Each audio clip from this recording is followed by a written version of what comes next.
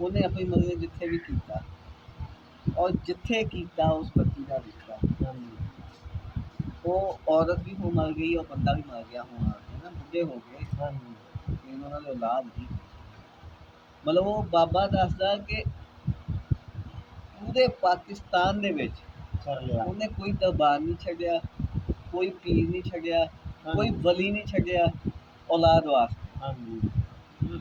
ਫਿਰ ਜਦੋਂ ਆਖਰੀ ਇੱਕ ਵਲੀ ਕੋ ਗਿਆ ਨਾ, ਕਿਸੇ ਲਾਹੌਰ ਗਿਆ ਇੱਕ ਜਗ੍ਹਾ, ਕਿ ਸਰਕਾਰ 40 ਸਾਲ ਹੋ ਗਏ ਮੇਰੇ ਔਲਾਦ ਨਹੀਂ ਹੁੰਦੀ, ਮੈਨੂੰ ਔਲਾਦ ਦੀ ਵੀ ਇੰਨੀ ਖੁਆਇਸ਼ ਆ।